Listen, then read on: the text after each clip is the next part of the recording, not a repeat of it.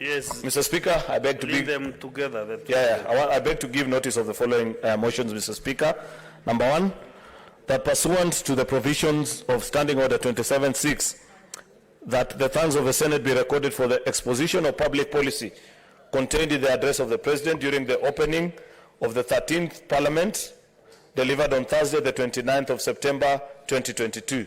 Two, Mr. Speaker, approval of Senate calendar for the first session of the 13th Parliament, that pursuant to Standing Order number 32.1, that the Senate approves its calendar, regular sessions, for the first session of the 13th Parliament, September to December 2022, be laid on the table of the House on Wednesday, 5th October 2022. Thank you. Next order.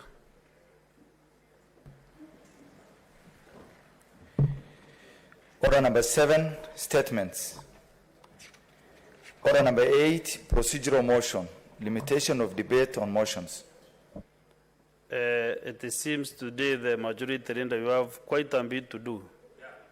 Proceed to move the procedural motion.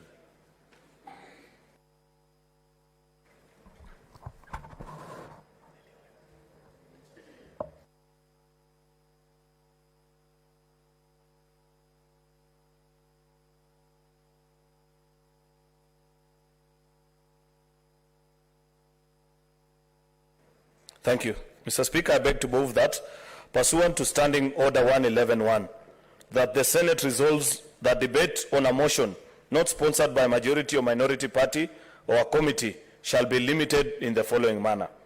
A maximum of 3 hours with not more than 20 minutes for the mover, 20 minutes for the majority party official responder, 20 minutes for the minority party official responder, and 15 minutes for each of the other senator speaking, and that 15 minutes before the time expires, the mover shall be called upon to reply. Mr. Speaker, this is a procedural motion. I know maybe just by way of mention, at the beginning of a term of new parliament, just like right now, we do many of such motions so that we lay the ground rules on what to follow procedure each time there's similar motions such as the one that I have just read before the House, Mr. Speaker.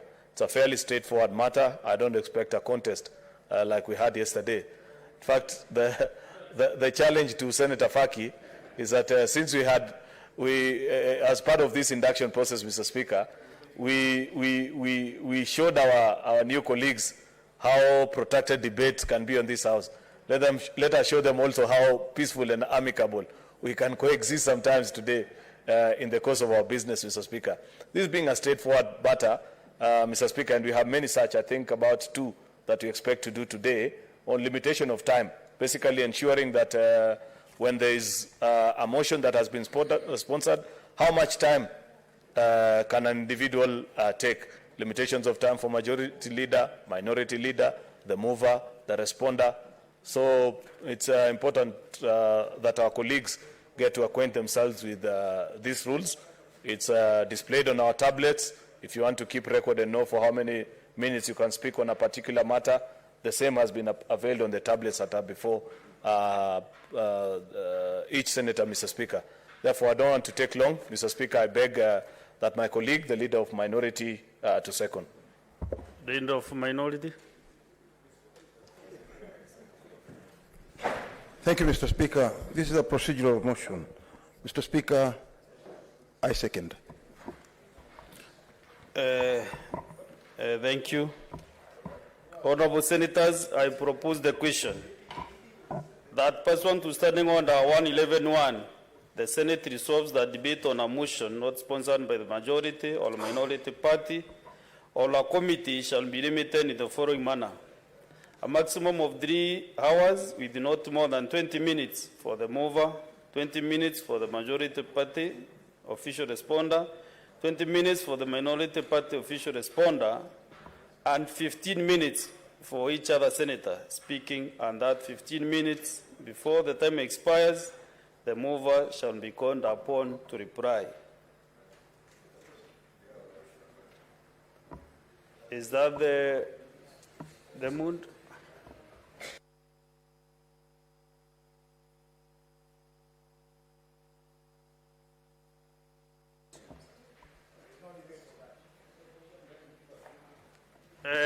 If that is the direction we are taking, then, honorable senators, I put the question that pursuant to Standing Order 111.1, the Senate resolves that debate on a motion not sponsored by the majority or minority party or a committee shall be limited in the following manner.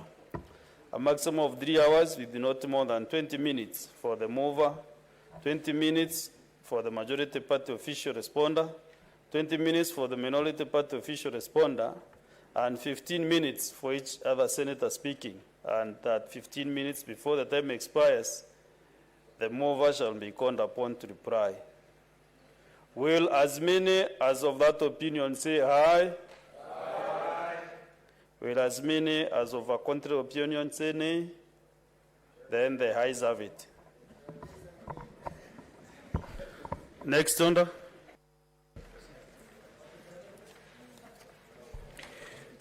Order number 9, procedural motion, limitation of debate on adjournment motion. Majority leader. Mr.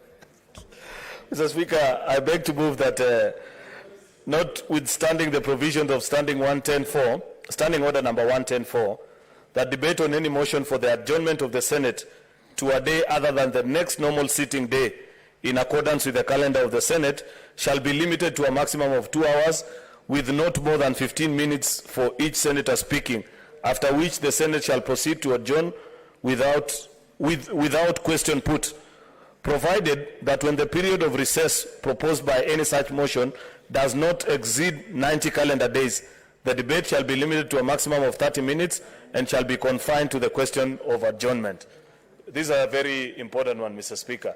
You know, the reason why we set out this one, complete with the rules, is that one time, Mr. Speaker, when we had difficult times in this House, somebody moved an adjournment motion, and they didn't have a specific number of days for which they wanted the House to adjourn.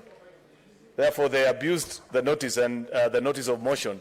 They abused, actually, the provisions of the standing order, Mr. Speaker, and the House almost went on a long recess while it was in the middle of a very busy time for Parliament. Especially, I think actually it must have been around the budget time between February and April. Therefore, I like the provisions of the standing order that expressly provides for how long this recess that is achieved through this motion, which is separate from the normally provided recess in our Senate calendar, Mr. Speaker, can be, that it can only be a maximum of 3 months. I don't foresee any such situation. This is the beginning of a new session of Parliament. People are anxious. They want to present bills before this House. I don't foresee any of this happening. But like I said in the previous motion, Mr. Speaker, it is important that we lay the ground rules. These are the rules that will guide us for the next 5 years.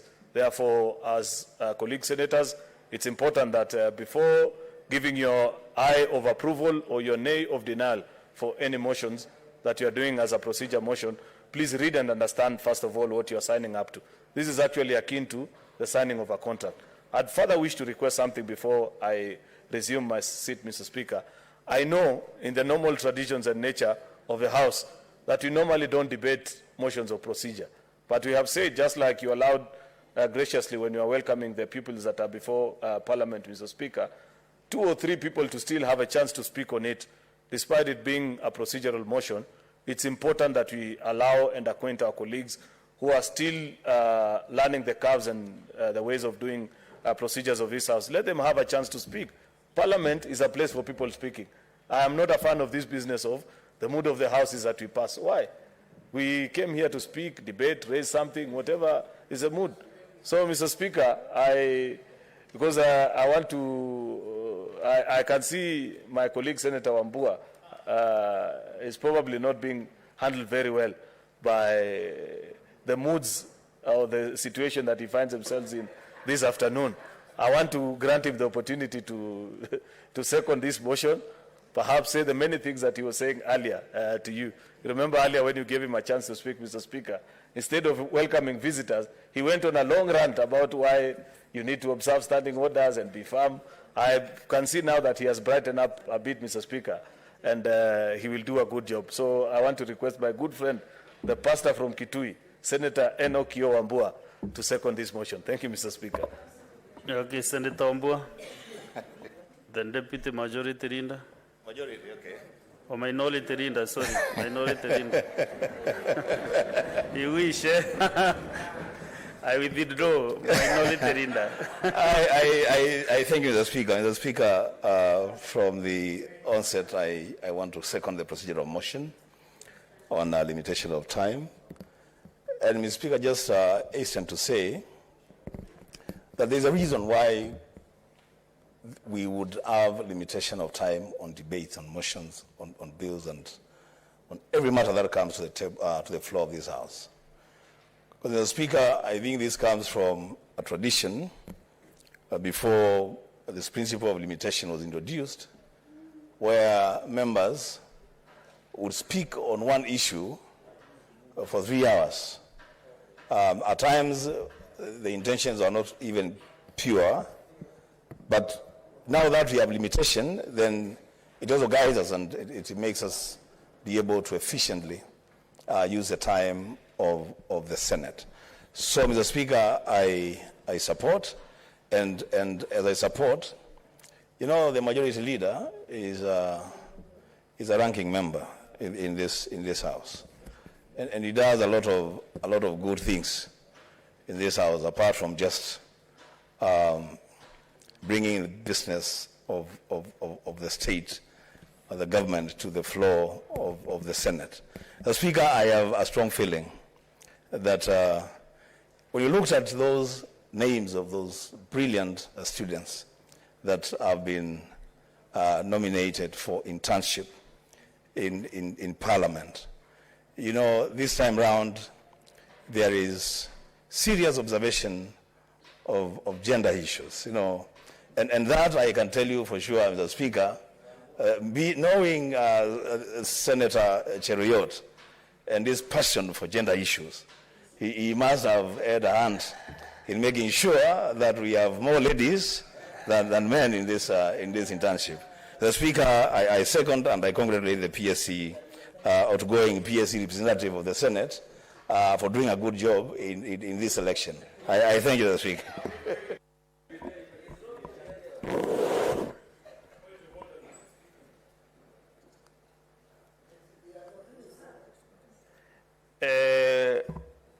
Honorable Senators, I propose the question that, notwithstanding the provisions of Standing Order 110.4, the debate on any motion for the adjournment of the Senate to one day other than the next normal sitting day in accordance with the calendar of the Senate shall be limited to a maximum of 2 hours with not more than 15 minutes for each senator speaking, after which the Senate shall adjourn without question put. Provided that when the period of recess proposed by any such motion has not exceeded 9 calendar days, the debate shall be limited to a maximum of 30 minutes and shall be confined to the question of adjournment.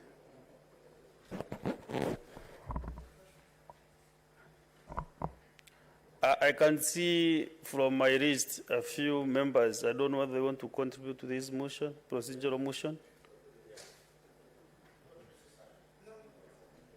Okay. Senator Medu?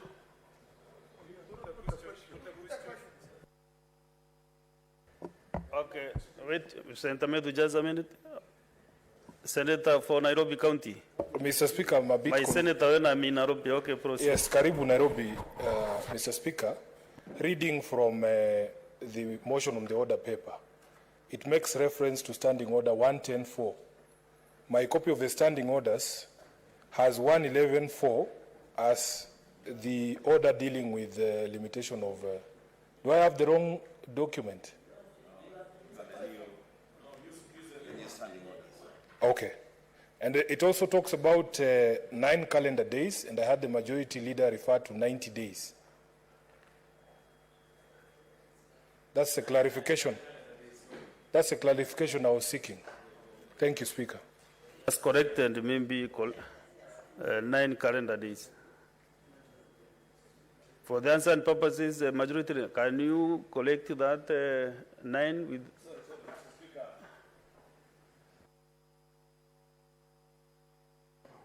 Mr. Speaker, I meant 9 days. If I said 90, the correct number is 9, not 90. Calendar days. Thank you. Senator Medu?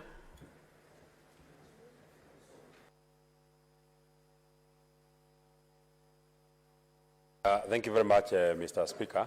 And from the onset, you have to bear with the Leader of Majority, Senator for Kericho. 9 and 90 are, close to each other. Their tongue can spell 9 and 90 almost synonymously, but then we just have to, that is where it comes from. Now, Mr. Speaker, as I rise to support the procedural motion, as has been brought by the Leader of Majority, I think there is something that I've looked and liked from the proposal, and I'm finding 15 minutes for a senator enough to prosecute their case, that I'll be able to prosecute my case and that of the people of Jadala that I'm representing in here. Our colleagues from the lower house, the National Assembly, have only 5 minutes to contribute, so 15 minutes is sufficient for all of us, and the 20 minutes that have been proposed. So, Mr. Speaker, as I support this motion, I would wish to say that from my experience, the time that we've gotten to speak here, we only get about 3, 4, 5 minutes, and we are able to prosecute our cases. So 15 minutes is enough to have us, move forward. So I thank you very much, and I support. Okay, let me give one more senator from this end, senator nominated, Tsengo Kaluda Beth. Because I can see you have requested to contribute. And if you have nothing, do you want to continue?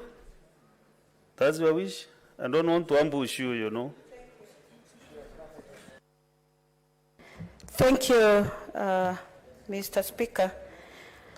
I think what has been said is sufficient enough. The only thing I can add is what Senator Methu said, 9 and 90. Those are two different words. Thank you.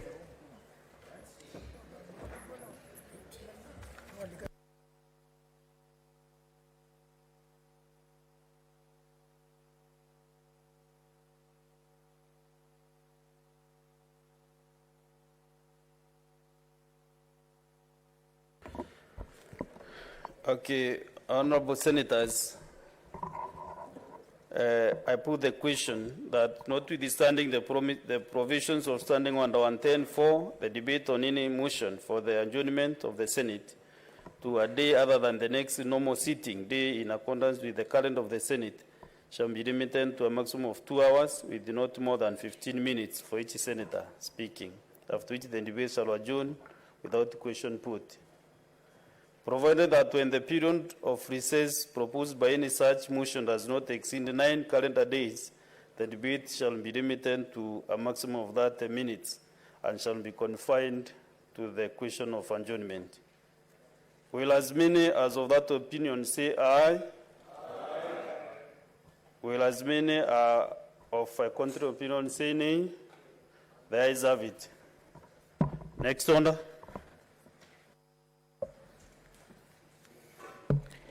Order number 10, procedural motion. Limitation of debate on motion on the address by the President. Senate Majority Leader.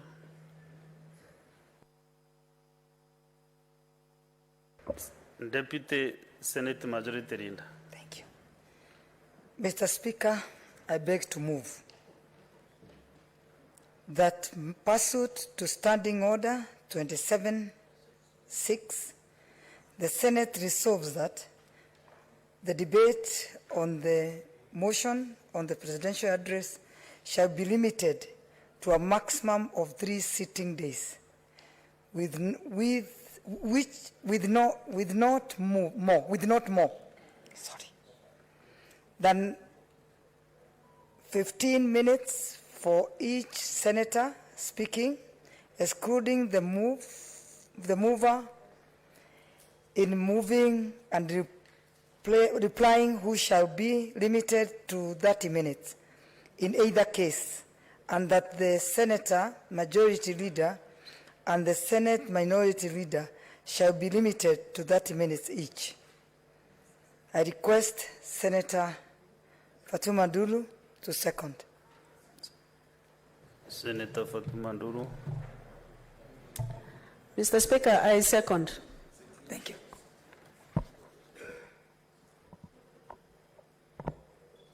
Honorable Senators, I propose the question that pursuant to Standing Order 27.6, the Senate resolves that the debate on the motion on the presidential address shall be limited to a maximum of 3 sitting days with not more than 15 minutes for each senator speaking, excluding the mover in moving and replying, who shall be limited to 30 minutes in either case, and that the Senate Majority Leader and the Senate Minority Leader shall be limited to 30 minutes each.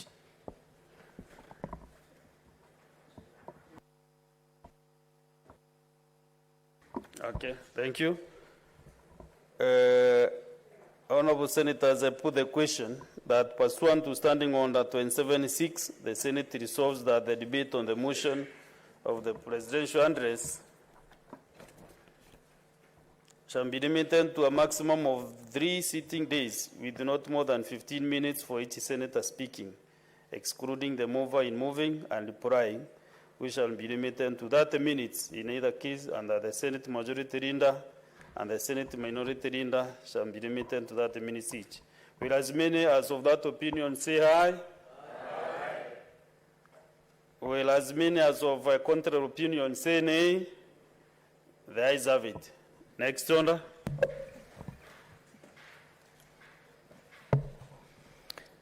Order number 11, motion. Debate on the address by His Excellency the President during the opening of the 13th Parliament. First day. Majority Leader and member for Kericho County, Senator Harun Chiruyot. Thank you, Mr. Speaker. Mr. Speaker, I beg to move that pursuant to the provisions of Standing Order number 27.6, the thanks of the Senate be recorded for the exposition of the public policy contained in the address of the President during the opening of the 13th Parliament delivered on Thursday, the 29th of September, 2022, be hereby recorded, Mr. Speaker. Mr. Speaker, this was a very important day. Many of us were happy about it because we had been assured that we will never see such a day. But who is God in heaven? You know, when we left this chamber, Mr. Speaker, a few days to the general election, in fact, many of us had come here to transact. I can't remember what the exact business was. I think, yeah, it was a motion actually for the House to formally adjourn for that synod. And you remember how my colleagues on the minority side on that particular day were excited, exuberant, sure that they had the system. We promised them that we had the people and God. The fact that we are here today referring to this particular speech and moved on that particular day has reminded all of us that elections are like a sine wave. You never know when it will toss you up. You never know when it will toss you down. But as we were so well reminded on that particular day, Mr. Speaker, elections are firmly behind us. It is now time to close ranks. We have a very serious agenda before us. We have a country, as a leadership of this House, Mr. Speaker, as a leadership actually rather of the country, Kenyans are looking up to us to solve many, many, many issues that continue to bedevil them. Mr. Speaker, as many of our colleagues will come to learn, perhaps those who are joining in Parliament for the very first time, is that this issue of majority, minority, opposition, government, only exists in our minds as leaders. On many occasions, if you are gathered even in social gatherings, and people continue, members of a family or friends, they ask you questions about the things that bother them as a country, and they look at you as a leader. They, in most cases, will not be so much bothered about which side of the political divide you come from. They look up to you to provide direction, to provide leadership, and the excuse that, oh, you know, we are not in government, or the other reason, it is the executive, it's not us in the legislature that are supposed to do this or that, rarely holds true in such discussions, Mr. Speaker. On many occasions, they'll demand that because we have been granted the opportunity by the people of Kenya, our constituents, the people that gave us a chance and the platform to be in this House, to speak, represent them, legislate, oversight the executive, and ensure that we leave a country that is better than we found it when we first came to this House, Mr. Speaker. It was on that account, Mr. Speaker, that the President, His Excellency President William Samoei Ruto, came before the House, Mr. Speaker, a joint sitting of both houses of Parliament, and laid his agenda, an initial one, of what he intends to do for the country and what he considers to be important for us as legislators. Remember, in a democracy such as ours, Mr. Speaker, on many occasions, we'll find that even a popularly elected president, without the support of the legislature, will find themselves in a very difficult place, and you're not actually likely to deliver unless you have the thumb of approval from the legislature. Actually, Mr. Speaker, if the legislature, and perhaps more than even the judiciary on many occasions, because for the judiciary, unless somebody files a petition or complaint about things that the executive is doing, they are innocent bystanders to what the executive is doing. But we as parliamentarians, we have the singular honor of interrogating every business that the executive busies themselves with, from the day that we joined this particular House, Mr. Speaker, up to the last day. And on many occasions, many colleagues perhaps right now are yet to realize that actually when proper work begins, Mr. Speaker, and you find statements being laid before this House with requests for exposure, or even members of the public raising issues via petitions, that all of us in this House will speak with one voice. We will demand from the executive that they do that which they promise. The fact that we sit on the left or the right of the House, Mr. Speaker, is a very small matter, Mr. Speaker. We know very well that what ranks atop the work of a legislature Mr. Speaker, is to represent your people and ensure that any time there are challenges, and there will be many challenges across as we move on this journey of leadership, Mr. Speaker, that we demand the best from our people, Mr. Speaker. Therefore, the President laid a speech. I'll give a few highlights, Mr. Speaker, of the things that I considered or struck me out of his presentation before the joint sitting of the Houses, Mr. Speaker, and raise my thoughts on the same. I expect that colleague senators also will take time to read, understand what the President was saying, and speak about it, because we are duty-bound and we have it in our standing orders. The last motion that we just passed, Mr. Speaker, gives each senator at least 15 minutes to give your reaction to whatever was said, whether you agree with him, you completely disagree with him. The same is contained in this speech, and I have seen hard copies of the same being circulated, and soft copies are in the tablets that are before each and every member of this House, Mr. Speaker. And this is very important. Of course, in his beginning, Mr. Speaker, he noted that for the first time, this is a parliament that has had as many as 193 members of the National Assembly, and I think 17 senators re-elected back to this House. That has not happened, Mr. Speaker, under the new Constitution before. We have such a high attrition rate as members of Parliament, Mr. Speaker, that it was getting actually to a place where being a member of Parliament in Kenya was about to be added to the list of 1,000 quickest way to die. Because you know what happens when you're a member of Parliament, yet after every 5 years, when you have to face the electorate, if your chances of survival are only 20 or 30%, then this is not the kind of job that many people will have picked. But with this kind, 17 out of 47 works up to slightly close to 30%, Mr. Speaker. It's an improvement, Mr. Speaker, and I hope in the coming days, actually, because when you follow, if you're a keen follower of many legislatures, Mr. Speaker, especially those that are bicameral in nature, like the one we have in our country, the upper house, that is the Senate, is actually a house that retains the best that it has to offer in terms of leadership. On many occasions, actually, is a holding place before people proceed on either to presidency or higher level other than the work of a legislator. And the fact that many of our colleagues were voted back, Mr. Speaker, 17, is good testament that the country is beginning to appreciate. For those that faced the election, especially the 2017 election, Mr. Speaker, there was a huge debate in the country. What is the work of a senator? You know, on many occasions, you had to defend yourself because this whole Senate business was new to the Kenyan voter. And they were wondering. Many occasions, Mr. Speaker, you know, many of us would go to functions in the first Senate under this current constitution. And you have the governor there, they'll arise to speak and mention, you know, I brought this and that development to this particular area. Then the member of the National Assembly will arise and say, good people of this village, you know, this classroom was built by myself. Then finally they say, oh, good people, let us also now welcome our senator to say something. And there you'd be speaking about oversight, which was completely strange. What is this animal called oversight? And on many occasions, to the ordinary voter, they consider senators to be joyriders or idlers who go to Nairobi to disappear and come back after 5 years to be given another chance. That seemed to be waning off in the minds of Kenyan voters. They are beginning to appreciate the place of the Senate, and I appreciate that, and that can be seen in the number of senators that were re-elected back.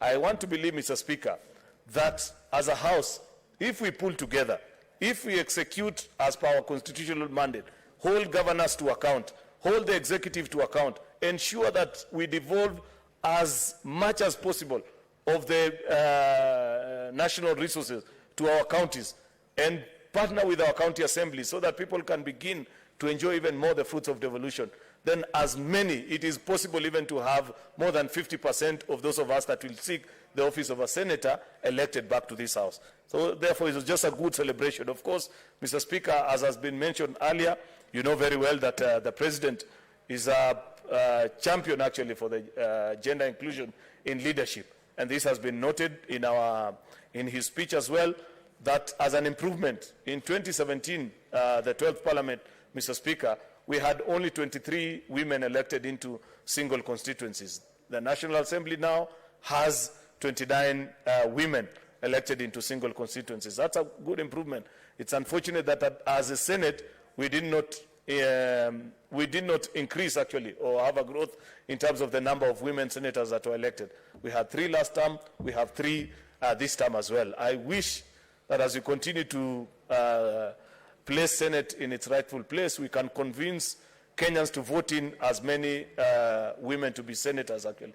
Do we have 4? I'm being reminded that we have 4. Oh, we had 4 last time. Actually, yeah, when we added Senator Agnes Kavindu, we actually had 4. So it's a downgrade actually, and something to be worried about as senators, because now we have 3 only, Mr. Speaker. Secondly, Mr. Speaker, the President moved on to remind us about our duty as members of Parliament, where the nexus is drawn between us and the agenda that he has for the people. Of course, there was a moment of celebration, Mr. Speaker, because unlike in the past, and I agree with him, Mr. Speaker, that there was a paradigm shift in this election, that many of our colleagues actually were elected on the basis of a promise that they gave to the electorate more than just being party loyalists to a particular. The decoration that you see, I think in terms of as many parties as possible. We have senators elected on independent. We have a senator like Okiya Mtata elected on a non-aligned political party that's not aligned to any of the major coalition. And even in the 2 sides of the House, Mr. Speaker, you have senators elected on different political parties. This points to the maturity that the Kenyan voter continues to show in every election. The fact that for a long time we have always yearned and said, is it possible to have an issue-based political contest such that at the end of the electoral process you are able to point out to the country and say who won, which ideological divide sold and gave out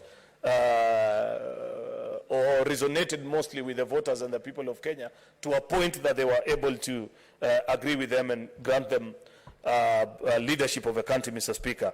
That is celebrated, noted, and it's something that we need to be proud of, and perhaps even grow it, Mr. Speaker, something that we need to grow, because I believe that for those who have been in the political circles longer than myself, there are many people here who've been in this field longer. They know that when this journey began, Kenya began actually from a single-party state. And for a long time, of course, through the journey of multi-party, ensuring that people are voted in now in as many parties as possible, to now going to the next step that even amongst us, you can be within a similar political party, but represent a particular ideology, represent a particular thinking that may not necessarily agree to the general view or what is common thinking amongst the people that you campaign with, and people listen to you and grant the opportunity to lead. That is something that was tested and proved during this particular election, Mr. Speaker. Mr. Speaker, the President also gave us his commitment and read out something that is quite assuring. It's not every day that you hear President speak the words and give the commitment that they commit to be loyal, hardworking, devoted, president of every Kenyan. This has been a testament. You have seen actually, Mr. Speaker, that in his visits, Mr. Speaker, the president has actually on 2 or 3 occasions visited regions that did not necessarily give him the sign of approval, that they never voted for him. But as part of spreading his message and ensuring that we build together, close rank, have the political divides that existed before the election firmly behind us, and speaking and engaging Kenyans. It's assuring to hear a president. It's not an everyday occurrence. Say that I will be president for us. Of course, the challenge now to us as members of parliament, as the legislature, is to hold him to account so that we ensure that on every government program that is given, we don't want it to see it skewed towards any particular region, so that there are people who feel as if they are less Kenyans than others. This is something that we shall hold the president to account, but at least I celebrate him. You know, it begins by first voicing it, admitting that there are people who may not necessarily have voted for you and don't see you as their president, but saying, nonetheless, regardless of that particular situation, I'll still ensure that as I undertake my duties, as I execute my programs, as I run my development agenda, every Kenyan will feel part and parcel of this particular country, and none will feel that they are left out. That's something worth applauding, Mr. Speaker. Of course, then he moved on to lay the legislative agenda, Mr. Speaker, in this particular House, knowing that we have the long-standing issue between us and the National Assembly on which bills are supposed to come to the Senate, which ones can be prosecuted by the National Assembly without particular reference to this particular House. I listened to him. I've had occasion to privately also, Mr. Speaker, hear him commit and say that this protracted battle that has existed for the last 2 sessions of Parliament is not helpful to us as a country, that we need to lay this matter to rest, even as we await either the Supreme Court to make a determination or even for members of the National Assembly to listen to the good reason of the senators. There's nothing that having a second eye, that is a different house from the house that laid out a particular bill, speak to it, add their voice, make it better, make particular changes.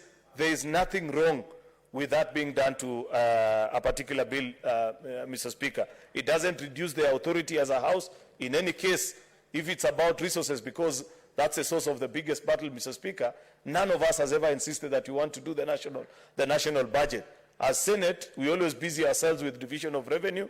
Once it has been divided between the 2 levels of government, our next point of debate with them has been how much goes to the county, specifically each and everyone. So, Mr. Speaker, I hope as we conclude on this particular process, Mr. Speaker, either by ruling of a court or by consent, we can settle this matter as soon as even before this particular session of Parliament comes to an end, so that as we begin, Mr. Speaker, the new calendar year, we know very well what is the place of Senate, what is the place of National Assembly, and we can focus on that which matter for the ordinary citizen, Mr. Speaker. The ordinary citizen isn't bothered about which is the upper house, which is the lower house, who is supposed to consider the budget issues.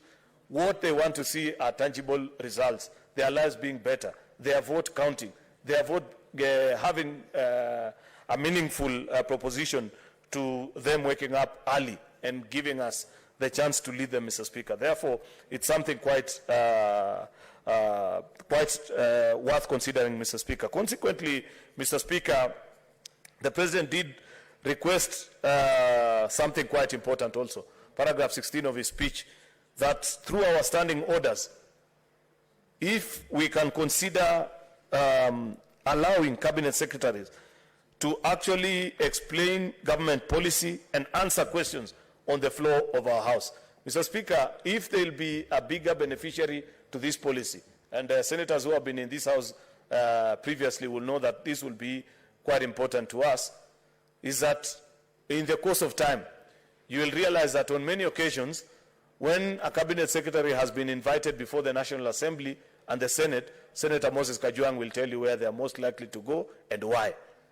Therefore, if this is included and we succeed to convince both houses, and I don't see a reason why we cannot do this, it will be important to face our colleagues in cabinet and have them appear before this house. We set time for them, either morning or an afternoon, and you ask them issues about your constituency, things that are dear to your constituents, other than just being in an enclosed session of a committee. On many occasions, you know how much we have struggled. In fact, towards the end of the last term of Senate, I can count on one hand how many ministers used to honor summons to this particular House of the Senators. Therefore, if there will be a beneficiary actually to this particular policy shift, should we agree with the request of the President, it will be the Senate, Mr. Speaker, so that we get a chance to interrogate these ministers. Let them come and stand where I'm standing, so that members can question them, members can demand of them answers, and members can have the opportunity actually to raise and have a personal touch and personal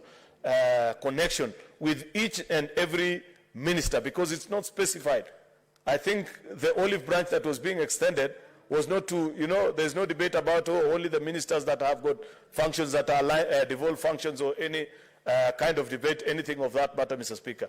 This is extremely important, and I look forward to us as a leadership, when we get the opportunity to review this, to agree with him, so that we, as soon as cabinet is in place, they can come to this house and respond to all our questions, explain policy. We challenge them on some of the things that we don't agree with, because I do not believe for a fact that it is possible to run a country where for every policy decision that the government takes, despite, I don't mind being informed by my neighbor, a senator for Nyamira, Mr. Speaker. In any case, if he wrongly informs me, I'll block his way home to Nyamira. So. Okay, he has accepted that information. Kindly inform him. Yes, Mr. Speaker, thank you for giving me the opportunity to inform the Honorable Leader of Majority, my neighbor from the county of Kericho. Mr. Speaker, the member is creating the impression that the Constitution of the Republic of Kenya has not created an enabling constitutional framework for cabinet secretaries to appear before the House and respond to all the queries that this House may wish them to clarify. But I wanted to inform the Majority Leader that that issue is adequately addressed by the provisions of Article 153, Sub-Article 3.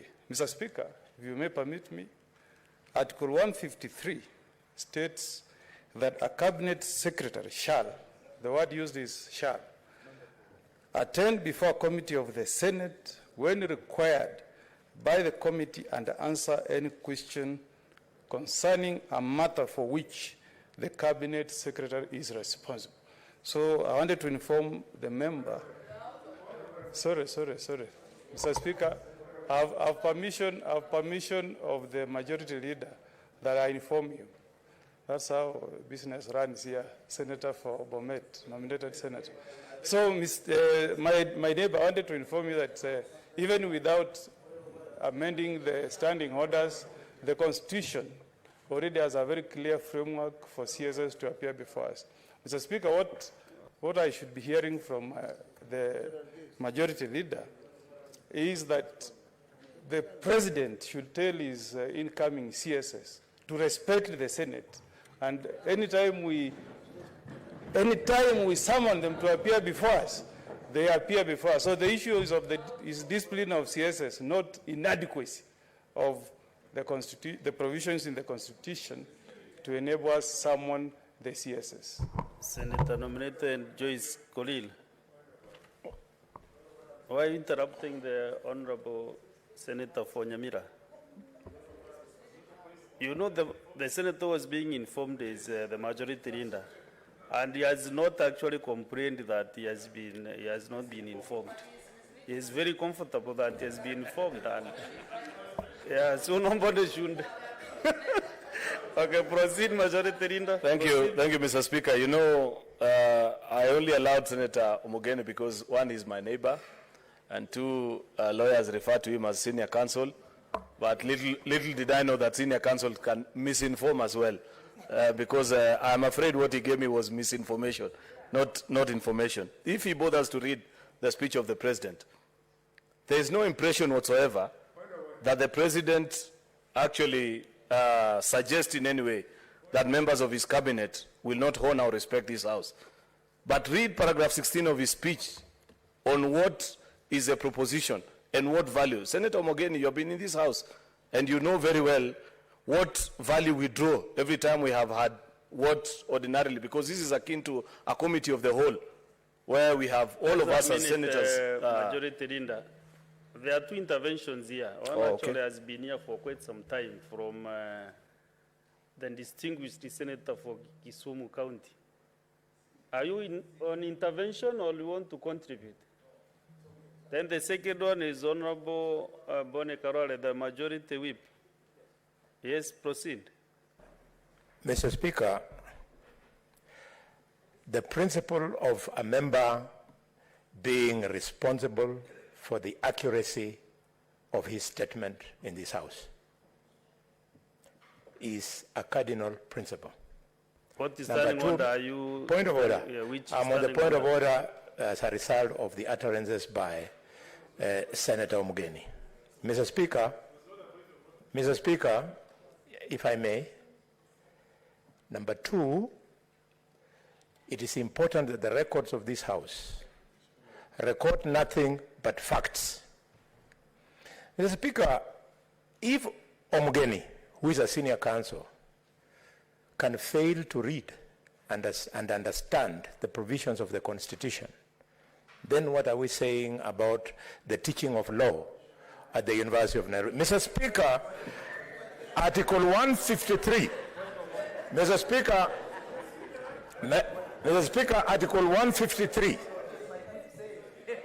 Mr. Speaker, Article 153 of the Constitution speaks through the mandatory. You know, is on a point of order. Let him clear his you'll point respond. of order. Then I'll give you time to respond Why to that allegation, because you know they are pupils, our students in pupilage, and he is. Yes. You must really clear that here completely. Yes.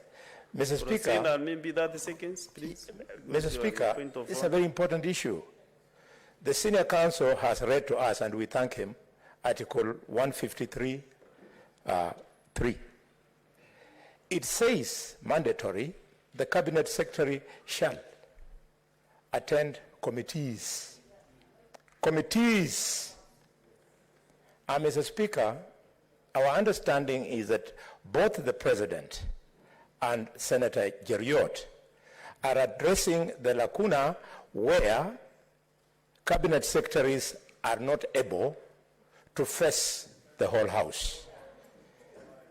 Mr. Speaker, I'm standing on a point of order that the honorable member be asked to retract his statement because it is not based on fact. And two, Mr. Speaker, he apologizes to Kenyans and the Law Society of Kenya for his inability to read and understand the Constitution of Kenya.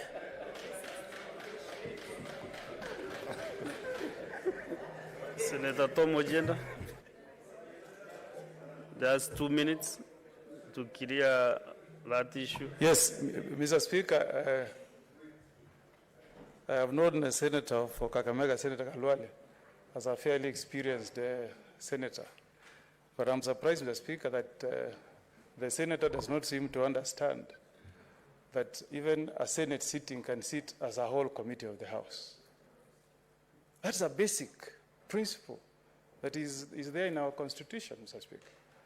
Therefore, Mr. Speaker, there is nothing out of order on the article one I've read to this House. That's Article 153, Mr. Speaker. And that article, Mr. Speaker, is broad, is liberal. It gives leeway to this House to summon a cabinet secretary to appear before the House and answer any question which the cabinet secretary is responsible. And the point I was trying to bring to the floor of the House is that that article is adequate. It gives power to this House to summon any CS to appear before the House and respond to any issue. Honorable Galwali, even if you interpret this article and read it in Kiswahili, you will understand that those powers are there. What has been the problem is failure by cabinet secretaries responding to summons wherever issued by the Senate. And Senator Cheruiyot, our majority leader, will tell you that in the last session, we issued several invitations, several summons to CSS, but they never appeared before the floor of this House. That's why I was informing the Honorable Senator of Kericho, Majority Leader, that what he should be telling, please, I'm informing the member. Now, Mr. Speaker, in good faith and with good intentions, I wanted Senator Cheruiyot, Leader of Majority, to whisper to His Excellency the President to preach good manners to his CSS, so that when we summon them, they respond and appear. The Constitution is very clear. Article 125 is very clear. We sit as a high court. We have power to summon. That's adequate. We don't need to be lectured that we need to amend our standing orders, Mr. Speaker. The Constitution is adequate. I want to hope that the CSS that are coming in, the 22 men and women, will respect the Senate and that they will respond wherever required to respond to any query by this House. So, Honorable Galwali. Thank you, Senator. Honorable Galwali. Bongo Mugeni. Honorable Galwali. Before you resume, I want to guide this House in this manner. There's one point, Mr. Speaker. You know, Mr. Speaker, the member is breaching our standing orders by imputing wrong motive that as a senior counsel have misread Article 153 of the Constitution. Mr. Speaker, I've not added a comma nor a full stop to the provisions of Article 153.3. I've read it the way it is, Mr. Speaker. Therefore, the member is out of order for imputing wrong motive on my person, Mr. Speaker. He should apologize.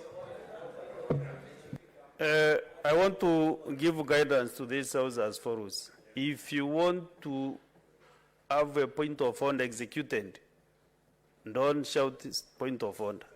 Press the intervention key and keep quiet. I have now 7 honorable senators who want to speak on this issue, who want to contribute on this issue, but most of them are not even talking. So I want to guide you that if you just raise your hand, you shout, you stand up, I will not be able to catch your eye. I will only be looking at the intervention key so that we can have order in this House.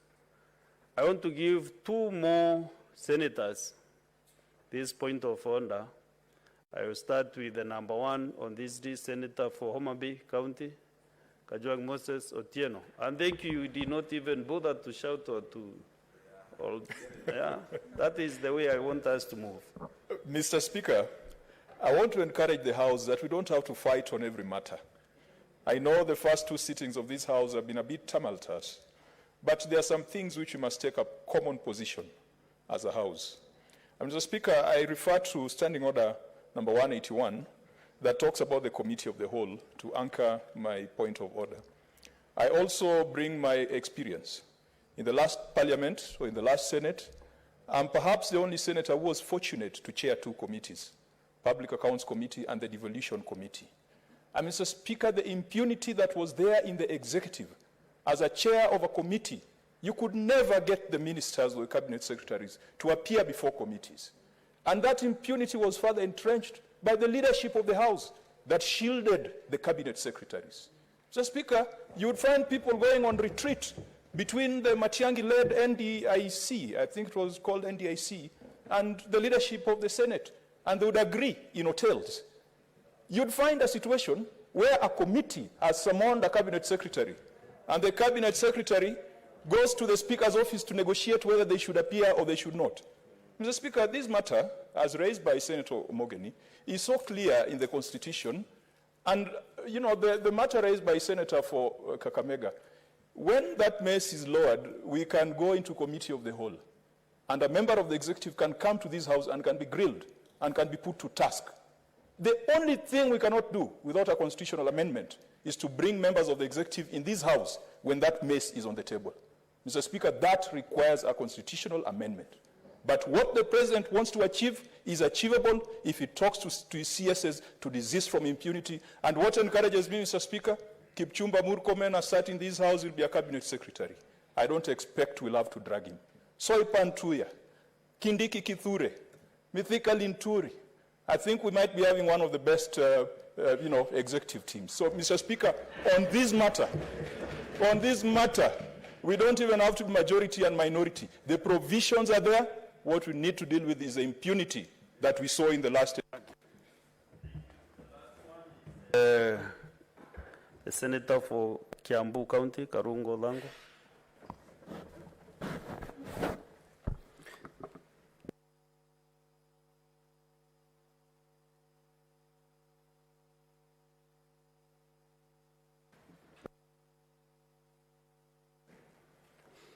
Thank you very much, Mr. Speaker. I just wanted to weigh in on the point of orders that have been raised.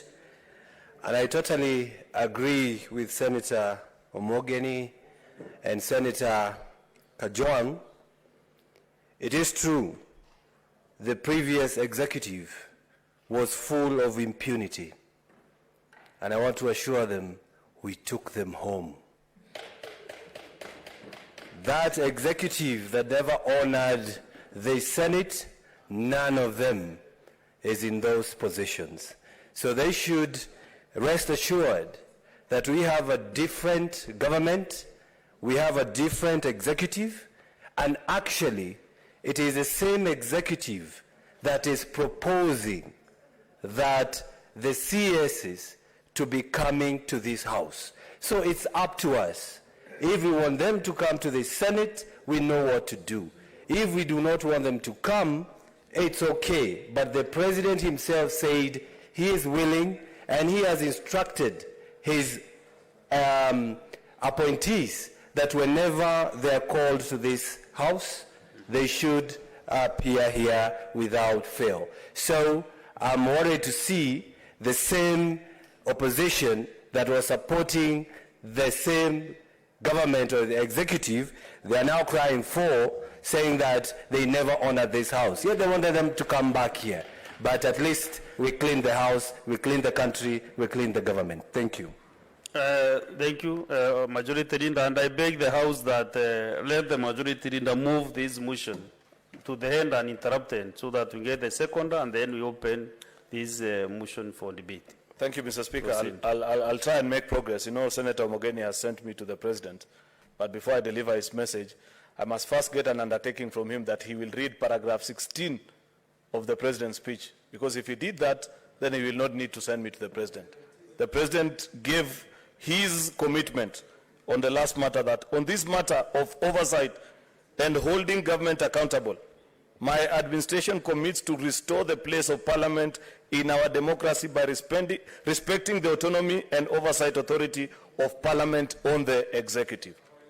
If that is done, Mr. Speaker, then we don't need to have the kind of debate that you're having. So I appreciate that he needs to read and understand that particular. Mr. Speaker, another very important issue highlighted in this particular speech, just alongside the theme of independent institution, Mr. Speaker, is a place of the judiciary. And you remember, Mr. Speaker, the President reported to the House that his first act, you know, there is significance in a first act, Mr. Speaker. When you undertake a first act, when you get to an office, when you have an opportunity to be somewhere, the first thing that you do is quite remarkable, both in African culture and in general practice across the globe, Mr. Speaker. And you remember that the first act, public function, that the President undertook, which he reported to the House, was to appoint and swear in the 6 judges of a court of appeal that had been condemned by the previous administration for reasons that nobody ever knew. This was quite shameful because you have judges of the High Court who were presiding over courts, yet people were questioning their characters, because you remember, in typical fashion, as was the standard of practice in this country, Mr. Speaker, that people were being accused by the former occupant of the Office of the Director of Criminal Investigation in newspapers, including men and women of our judiciary, unlike us, at least us as a politician, If Kinoti accused me, I'd have a public platform for which to respond. When you accuse members of a judiciary, they have no other avenue. And it was a very trying time for these 6 particular judges that on many occasions, Mr. Speaker, many people questioned what was the basis upon which the president had rejected their elevation to the Court of Appeal. He swore them in and reported to the House that he had already done it, and that is how he intends to operate, that we ensure that as a constitutional democracy, we respect the sovereign doctrine of separation of powers, that we ensure that the judiciary has its place. If you read the next paragraph of his speech, commits even additional funding. It's a shame, Mr. Speaker, that the National Assembly in the last few years, Mr. Speaker, has grown the budget of almost all key public institutions, from Parliament itself to the executive, yet the judiciary continues to receive a paltry 14 to 18 billion Kenya shillings. The President has made a commitment that in each of the next 5 years, progressively, the judiciary shall get an additional at least 3 billion Kenya shillings, Mr. Speaker, together with activation of the judiciary fund that will ensure that Kenyans have access to justice. We are able to build at least a high court in each of our 47 counties, and citizens can access justice without much hindrance, Mr. Speaker. That is something very important and for which I am proud to report about. Of course, he moved on to agriculture, Mr. Speaker, which is on many occasions we've been reminded that this is the backbone of our economy. But unfortunately, we don't treat it as so. Mr. Speaker, so long as we continue to rely on rain-fed agriculture, by the bulk, 80 to 90% of our farmers, if we don't incentivize them and ensure that they're able to access markets, that they're able to access farm inputs at a cheaper price, Mr. Speaker, then we shall never be food secure as a country, Mr. Speaker. I appreciate the commitment that has been given by the President in his speech, that part of the first acts as well that he has done, and he reports in this speech, Mr. Speaker, is to bring down the cost of fertilizer from 6,500 to 3,500 for a 50 kg bag. I want to challenge our colleagues, Mr. Speaker. Those of you that will have the opportunity to work in the Agriculture Committee, please hold the executive to the account. Ensure that this cheap subsidized fertilizer is available across the country. In fact, push the Ministry of Agriculture, because agriculture is largely a devolved function. There is absolutely no reason why the national government shouldn't partner with our county governments to ensure that there is proper distribution, so that we don't have cartels at the ministry.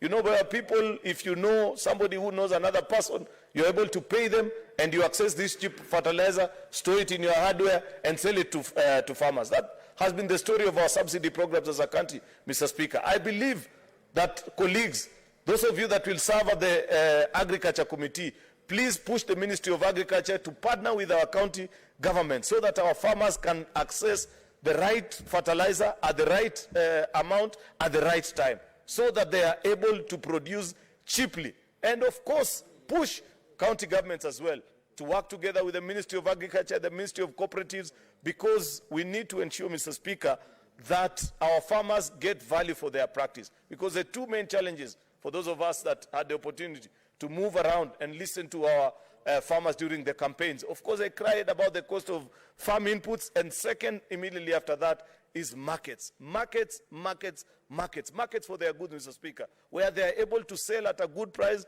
without feeling that they are being exploited. A good aggregator for all our products, Mr. Speaker, will enable our farmers enjoy the fruits of their labor. Otherwise, as is the practice right now, if we allow it to move as is without the kind of policies that are being proposed in this particular speech, Mr. Speaker, you will continue with a trend where the ordinary farmer is not the beneficiary of their practice. We must have a discussion as a country, Mr. Speaker, about value addition. We cannot continue to be, for example, in the tea sector, and there are 14 of you in this House, senators, that are representative of tea farmers. We cannot continue to be the world's leading producer of the best black tea, yet we are only bulk selling. We must have a discussion about value addition so that in the next 5 years, we are value adding our tea in excess of 50%. Right now, we are doing only 5% of that. Our farmers will never enjoy the fruit of their labor, so long as we are just plucking, shredding it in factories, packing it in containers and selling it off in the Mombasa auction. You must be able to have a ready market for value-added tea, the final product fetching for upwards of $5, you know, a kg, as opposed to what is being sold right now at a shilling or two, a dollar or two, Mr. Speaker. Mr. Speaker, those are the policies that are being produced in this particular speech, Mr. Speaker. I thought I had additional time, but maybe, did I exhaust? I think you did not hold my time, actually. I can seek leave of you to conclude in the next 3 minutes, 3 to 5 minutes, Mr. Speaker. 3, okay, yeah, because I know many of my colleagues want to speak. I'll conclude my speaker by saying this is a good speech. 2 or 3 things that I want to highlight. Affordable credit, something that was mentioned broadly by Kenyans. You know how much each of you right now, if you are to call your domestic workers back in the village and say, I want to send you to a particular shop, can I send you money? The first thing they'll tell you, please don't send it on this particular line. That one has a Fuliza, or this one has an Mshwari, and the likes of things. Affordable credit is a big challenge to the ordinary citizens of this country. I want to be happy that he reported on this speech, and I saw it, Mr. Speaker, that at least one of the most popular avenues for mobile borrowing, that is Fuliza, Mr. Speaker, has reduced their rates by 40%. That is not enough. I still find the charges that they are pushing to be a bit extremely high, Mr. Speaker. And I look forward to our colleagues in the Finance Committee demanding of them that let it be as competitive as what is offered in other jurisdictions, Mr. Speaker. Finally, is the issue of health that I want to conclude on. Mr. Speaker, the President dwelt a lot on his plan on universal health care. We've had this discussion. If there is something for which this Senate must stand to be counted, Mr. Speaker, and colleagues who have been here before know the journey that we have walked in trying to push UHC. You remember the phase that was launched, the trial phase that was launched in 4 counties last time, Mr. Speaker. With so much challenges, county governments reporting very little progress in terms of penetration and access to affordable health care. Then this House of the Senate must hold the executive and partner with it, pass the necessary legislation for reforms in the NHIF, pass additional resources to our county governments in terms of user forgone fees, so that we ensure ordinary citizens are able to access primary health care at a fee that is affordable to the ordinary citizen. That is properly exposed. I look forward to colleagues who will be nominated to serve in the Health Committee, partnering with the executive, because as we oversight them, we are also partners with them. If there are legislative interventions that they want from us, let us be done with it as quick as possible, so that all the 47 to 50 million Kenyans that live in this country are able to access health care cheaply and at the right time, get the right intervention, and nobody has to sell off their land, sell off their property because they have had the unfortunate occurrence of being sick, Mr. Speaker. That is the kind of country that I look forward to living in, and I challenge our colleagues. Of course, I'm sure as the rest of my colleagues continue to speak and raise issues, they'll speak about many things, including KRA, the kind of reforms that are needed, which were exposed by the President. So, Mr. Speaker, that is the speech of the President. I beg to move, Mr. Speaker, and request my colleague, Senator Boni Halwale, the Senator for Kakamega, to second. Thank you, Mr. Speaker. Majority Whip, Senator Boni Karware. Thank you, Mr. Speaker. Mr. Speaker, I rise to second the motion that the speech of His Excellency, the President of the Republic of Kenya, which he delivered at the joint sitting of this House, be appreciated, Mr. Speaker. Mr. Speaker, before I do this, I think it is very important that I be understood by Kenyans who are following this debate on why I used very strong language on a state council during my point of order, Mr. Speaker. A senior council. Sorry, senior council. Senior council. Omugeni omukoyone. Omukoyone. Senior council. Mr. Speaker, because this is a house of record, I want it to be eternally clear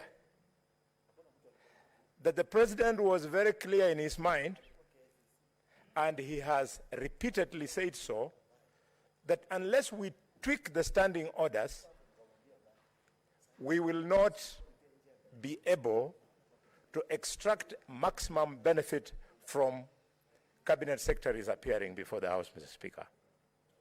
Mr. Speaker, this is a problem we had in the second Senate, where Senator Madaya and I had the privilege to sit, because what goes on is actually a joke, whereby a chair of a committee purports to respond to issues raised either in the Senate or in the National Assembly on behalf of the executive. My brother, Senator Mukani, Senior Counsel, I agree with you that a committee of this House can quickly transform itself into a committee of the whole, and the minister will come. But please, let it be clearer further to you that when he does so, the mess of this parliament is lowered. Once you lower the mess of the Senate, Mr. Speaker, it means you have stepped down the authority of the House. Senator Mugeni. It therefore means if the Speaker, if the Cabinet Secretary is addressing this House with a lowered mess, the authority of this Senate is such that you can only push him that much on whatever it is that he has presented to the House. We would like Cabinet Secretaries, Mr. Speaker, to come to this House when the House is exercising full authority, so that we hold them responsible, Mr. Speaker, for all their utterances, including their commitments on what they will do. You can imagine, Senator Mugeni, if a member of the House, of the lower house, Kalwale, avoid addressing the member. Senator Mugeni. Yes. Mr. Speaker, you can imagine in a sensitive issue. Look at my eyes directly and yes. Mr. Speaker, I'm listening to you. Your eyes are very harsh, so.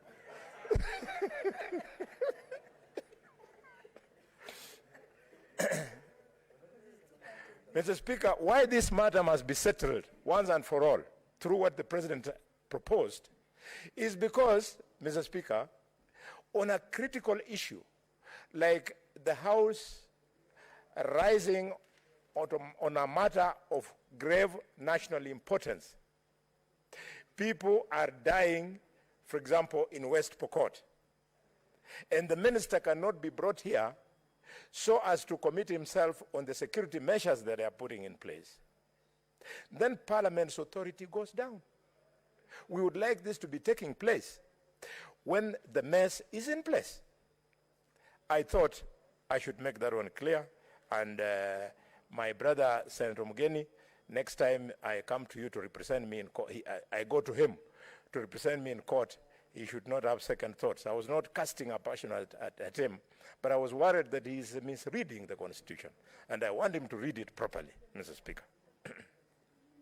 Mr. Speaker, having said that, and being clearer, I want to use this opportunity, Mr. Speaker, to thank Kenyans who turned out in large numbers to give us the result that gave us the fifth president of the Republic of Kenya. Senator Majority Whip Boni Karware, I think I'm guiding the House that we move the motion second and then we can contribute. But the way you are moving, you are attracting so many points of order. So can you really restrict yourself to seconding the motion so that we make progress? I'm so guided, Mr. Speaker. Please. Mr. Speaker. Are you satisfied, Honorable Senator Buru Ondinga? Yes, Honorable Speaker, I would just like to, I'm rising on a point of order on the issue which is being introduced by Honorable Kalwale, my very, very good friend, whom I respect, on the issue of the cabinet secretaries coming to address the House. Mr. Speaker, sir, don't you, is Honorable Kalwale introducing the BBI through the back door, which proposed amendment to the Constitution so that cabinet secretaries can be coming to address this House directly.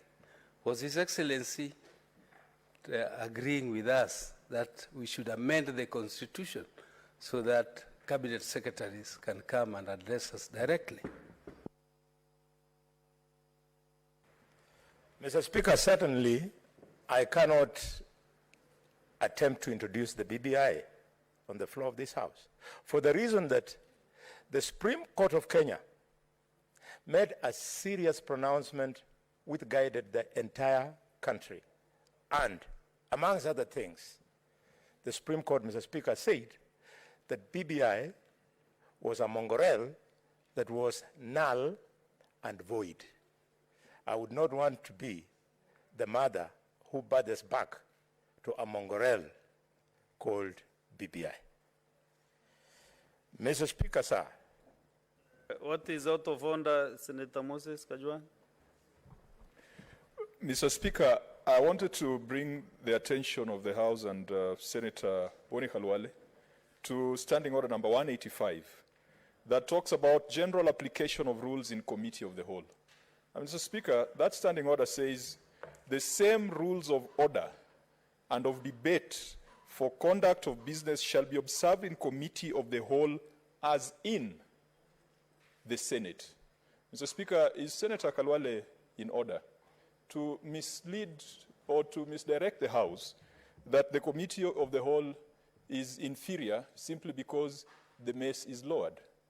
Furthermore, Mr. Speaker, if you look at Article 255 of the Constitution, amendment of the Constitution, a proposed amendment shall be by referendum if it touches on a few things, part of which is on the principle of separation of powers.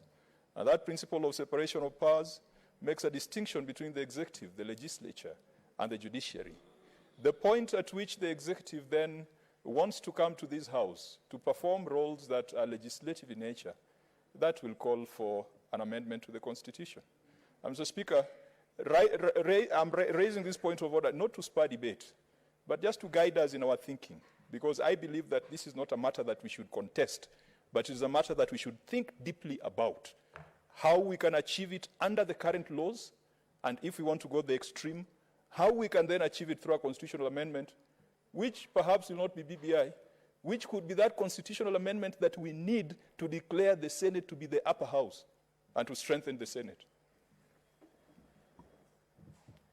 Honourable member, Senators, I think we can preserve our comments now to the debate. When you'll be contributing, you can make your comments about the amending the Constitution, introducing BBI, bringing other mongrel, what you mentioned about mongrel. So proceed and please expedite your seconding so that we can move on. Thank you, Mr. Speaker. Mr. Speaker, I want to agree with Senator Kajwang. Senator Kajwang, you are perfectly right. When I was disagreeing with the Senator of Siaya, the distinguished Senator of Siaya, I was disagreeing with him on the mongrel called BBI. But if there is need for us, Mr. Speaker, to relook at the Constitution, which many people agree, including the report of the Auditor General that was ordered by the President, an audit of which was concluded. The Auditor General consulted the institutions of government. He consulted the public. There was public participation, and there was a recommendation on what needed to be done. If a proper thing, pedigree, like that one is introduced, we would be part of it. We are against the mongrel. But the pedigree, hallelujah. Mr. Speaker, I was raising the issue of the President's congratulating us who were elected and thanking members of the public for participating in the election. I want also to use this opportunity to thank the people of Kakamega for voting for me overwhelmingly. Mr. Speaker, I had no idea during the campaign that the Orange Democratic Movement had become so powerful in Kakamega. Mr. Speaker, I want to congratulate the Orange Democratic Movement for the effort and the show that they put up in Kakamega. But being the gentlemen they are, I hope they'll also find time to congratulate me for giving them the scare that I did up to and including winning the position of senator overwhelmingly, and also helping the president to get the kind of support he got in Kakamega that was unprecedented for the last two elections of 2013 and 2017. Mr. Speaker, having said this, congratulating the voters and the candidates, I want also to congratulate the REF, the Electoral Commission of Kenya, the Independent Electoral and Boundaries Commission, IEBC. They did a sterling job. And at the risk of me inviting points of order, I want to use this opportunity, Mr. Speaker, to celebrate Wafula Wanyonyi Chebukati, the chairman of IEBC. For 3 days, that one man held our country together. And it was a shame that some members of this august house took it upon themselves, Mr. Speaker, to conduct themselves in Bomas that afternoon in very unacceptable manner, and unhelpful manner, unlawful manner. Today, as I sit here, just like I have always wondered why big people commit serious crimes and no action is taken, today I sit here and I say, while I was alive, it is on record, and in my book, my own autobiography is on record, that big people in this country are above the law.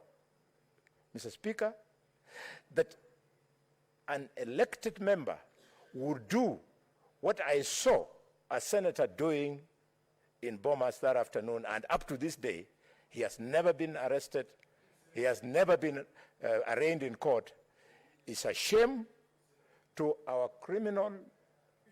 Thank you, Mr. Speaker. If you challenge me, then I will respond, you know.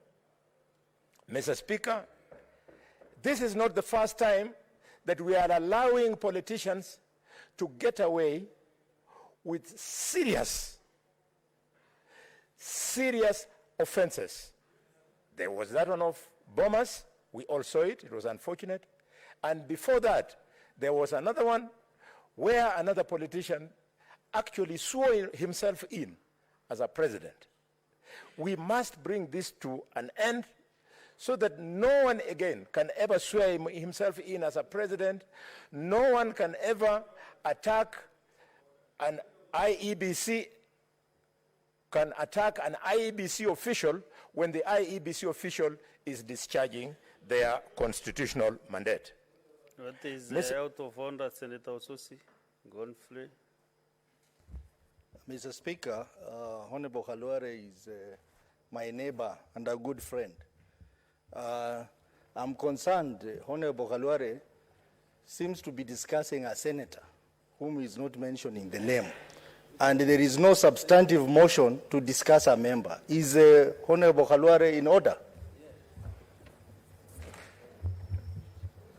Honorable Senator Boni Khalwale. Mr. Speaker, sir, unless the Honorable Distinguished Senator of Vihiga is suffering from an ailment of daydreaming when his eyes are wide open. Mr. Speaker, I have not stated a member of the name of any member, neither of this House or the other House. Mr. Speaker, the word senator could mean I was referring to Senator Aaron Cheruiyot, or I was referring to Senator Osotsi, or referring to Senator Ledama. It could be any one of those people. So why are you forcing me, Mr. Speaker? So, Mr. Speaker, sir, I want to laud the President for the concern that he has about agriculture. Agriculture is the single largest sector that employs our hustlers. And therefore, if indeed our bottom-up agenda is going to affect our people positively, then agriculture is the first line of intervention, Mr. Speaker. Mr. Speaker, I want to thank the Deputy President for the proposals he made, but I want to call upon this House, the Senate, and also the National Assembly. Honorable Senator Boni Karwale, I thought the motion is about the presidential debate, the president's debate, not the deputy president. The president, sir. Thank you, Mr. I was thinking of Kashagwa, the deputy president. That is why I had a slip of the tongue. Mr. Speaker, sir, I want to invite this Senate and the other House, the National Assembly, to help President William Ruto's government by doing more. We need to be courageous as legislators. We speak to the land tenure policy in this country. For as long as we continue subdividing ancestral land into little and tinier pieces so that every brother has got his own piece, we will not achieve food security. It's important that we have a clear policy on land tenure so that, Mr. Speaker, we can encourage urbanization and possibly achieve land consolidation so that we can have large-scale production of food. Mr. Speaker, this being the case, this is now the modern era where science is guiding the whole world. I would like to appeal to colleagues that it is time for us also to encourage the firm introduction of genetically modified foodstuffs so that we can have food security in this country. Mr. Speaker, the President raised the important issue of the Shylocks and the need for us to strengthen our small, medium enterprises, Mr. Speaker. Mr. Speaker, he chose to refer to the prohibitive lending fees that borrowers are exposed to, and with special reference, in this case, using my own words, Safaricom. Members of this Senate, we must fight hard. What is going on that monopoly called Safaricom is not acceptable. Safaricom declares obnoxious profits at the end of each financial year. Mr. Speaker, that my daughter, who has her boyfriend, can call the boyfriend and tell her, "Mirembe mno," and then she pays for greeting her boyfriend, her lover. It does not make sense. We need to make the cost of calling cheaper. We are now doing most of the learning in this country, Mr. Speaker, virtually online. Mr. Speaker. Senator Boni Karwale, once you use that Chiroko language, you must interpret what you have just said, because I'm lost. Didn't you insult the Speaker? Didn't you insult the other members? You mention, or you speak the language, and then you explain. Thank you, Mr. Speaker. By saying Mirembe mno, I was merely saying that she's telling the boyfriend, "May peace be with you, my lover." And Mr. Speaker, why I didn't find it necessary to expound is because that language I'm speaking is spoken by 7 million people.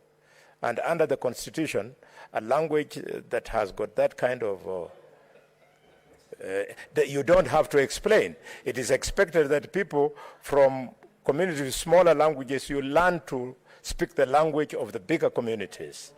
I mean, it's because you have to hear them. You're supposed to do business with them.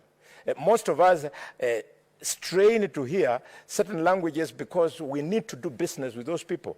It is not an offense, Mr. Speaker. It is not unconstitutional for somebody to speak mother tongue, but not in this House, Mr. Speaker. Mr. Speaker, I was making this point that we need to encourage the President to talk more with these people so that these profits they make, that is not business. That is criminal. It is actually profiteering. They are engaged in profiteering. They are not doing business. Mr. Speaker, the President spoke to the issue of the Hustlers Fund. The Hustlers Fund, if we are not careful, if, Mr. Speaker, we roll out the National Hustlers Fund before doing the proper legislation, we will run the risk, Mr. Speaker, of the fund being either a failure or being abused, the way the Uwezo Fund, the Youth Fund, and so on have failed, because members of the public will say, this is government money. They collect it, they don't want.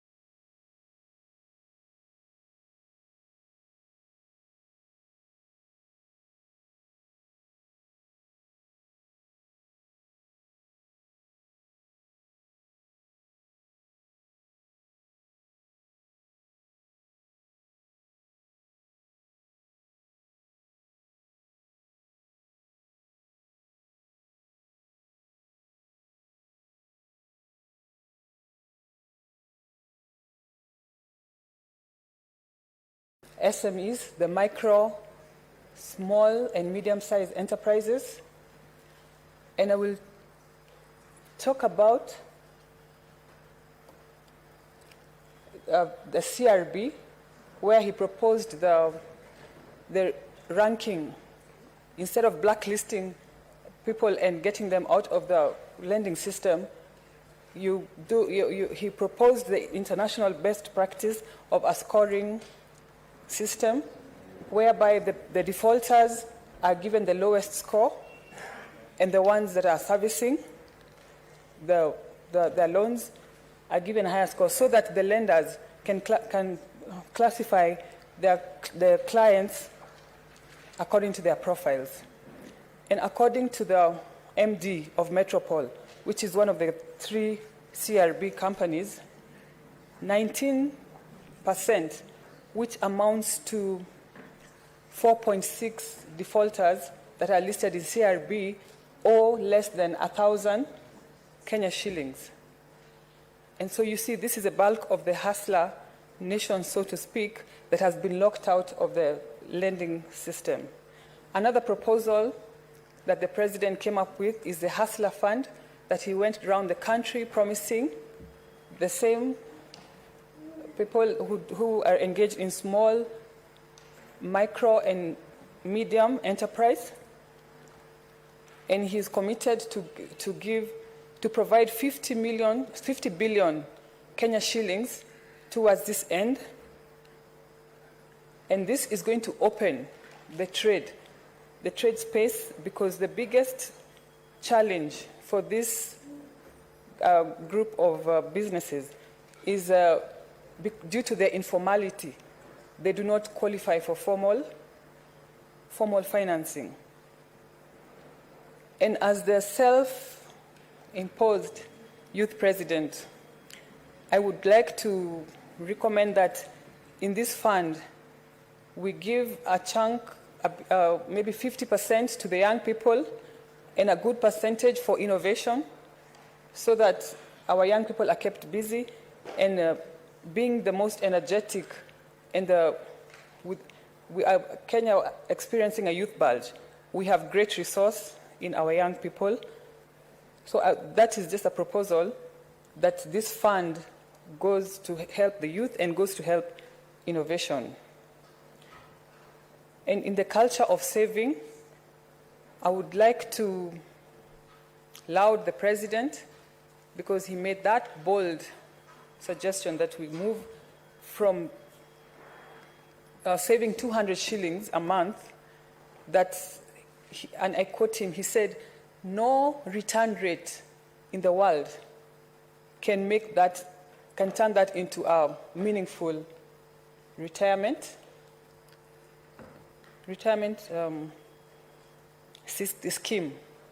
It cannot amount to anything. So we need to support him through legislation. I know it has been attempted before, and it was challenged in court. We need to support him, both houses, so that these proposals that need a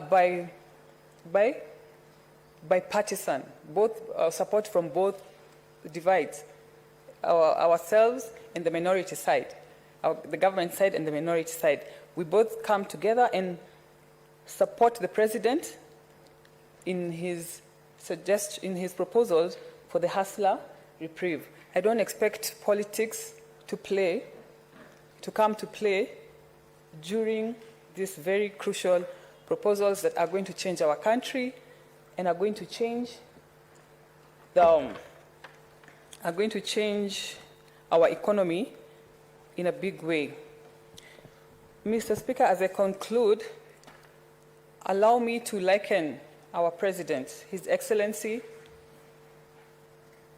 Dr. William Samoei Ruto, to the former Prime Minister of Singapore, Mr. Lee Kuan Yew, a respected leader who was considered the father of, he's the guy who changed the economy of that country. Because, are you saying something?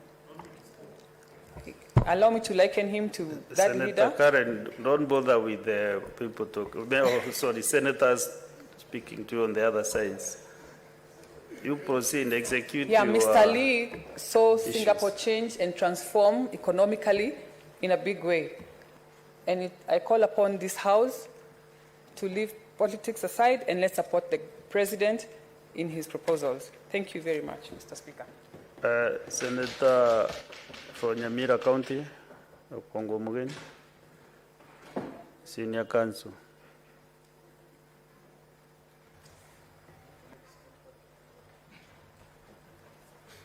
Yes, Mr. Speaker, thank you for giving me an opportunity to also make my contribution to the speech that His Excellency the President made to Parliament.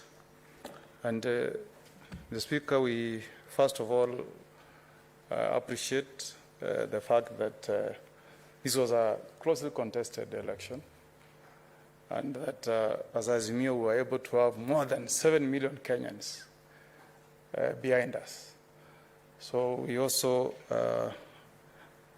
want to appreciate the fact that since we abide by the Constitution, we said we don't agree with the decision of the Supreme Court, but we respect it.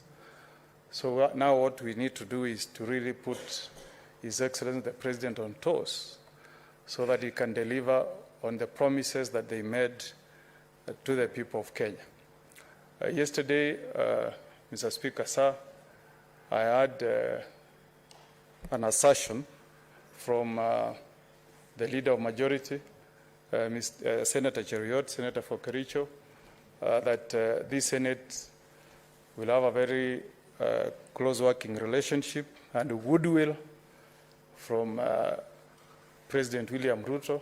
And I hope, Mr. Speaker, that the President will invoke the provisions of our standing orders that give him a leeway to come and address the Senate, not Parliament, to come and address the Senate as a house.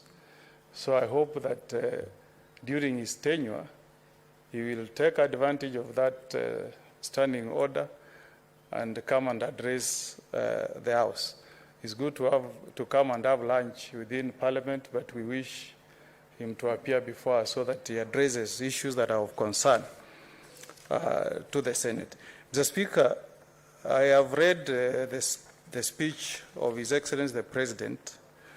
How I wish, Mr. Speaker, that the actions of the President can match the contents of his speech.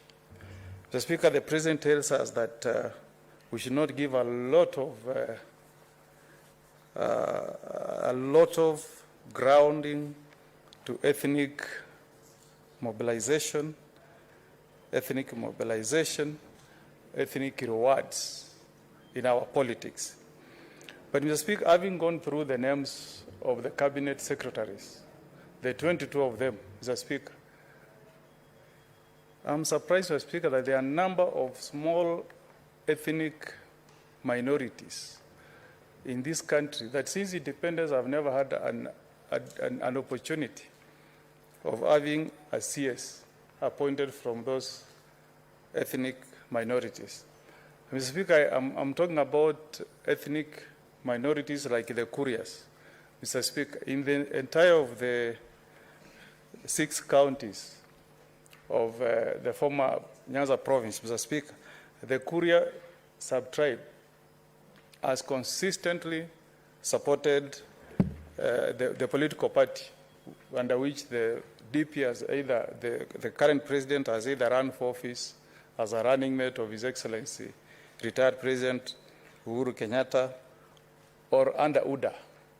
The 2 members of parliament for Kuria East, Kuria West, Mr. Speaker, did not get an opportunity to get a CS appointed from that sub-tribe. The Turkana, Mr. Speaker, and we saw the efforts, the time, the investment that Governor Nanok gave to His Excellency the President. There is no cabinet CS from the Turkana sub-tribe. The Taitas, Mr. Speaker, the Teso, Mr. Speaker. But when you go to, Mr. Speaker, to Central, and I have nothing against my brothers from Central, Kikuyus, I have nothing against them. Deputy Majority Leader, I have nothing against the Kikuyus. But if His Excellency the President is telling us, Mr. Speaker, that we should not place a lot of premium on one ethnic group, Mr. Speaker, why should we have one ethnic group, Mr. Speaker, producing Deputy President and 7 cabinet secretaries, Mr. Speaker, to the exclusion of these other minorities, Mr. Speaker?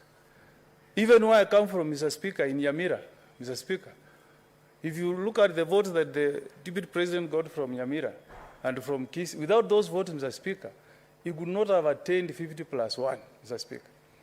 But in Nyamira, I have not gotten anything, Mr. Speaker. If you removed one cabinet secretary from the Kikuyu community, Mr. Speaker, and you reward the people of Nyamira, Mr. Speaker, then I'll be saying His Excellency the President is walking the talk of his speech, Mr. Speaker. So, Mr. Speaker, let us, as we were reminded by the President, let us be honest and truthful to him and tell him, Mr. Speaker, that the best way to change this culture of placing a lot of premium on particular ethnic groups is by picking a cabinet that is representative of the 42 Senator Mweni, ethnic let's hear this groups. point of order from the Senator for Muranga. Gugi, Senator Gugi.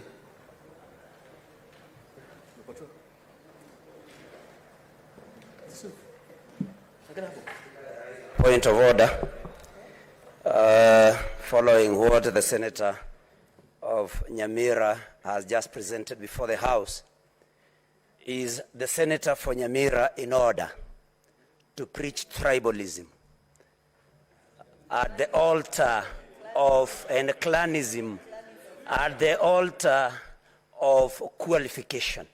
I think I also want to bring it to his attention that the Kikuyus that he is talking about represent about over 30% of the population of this country.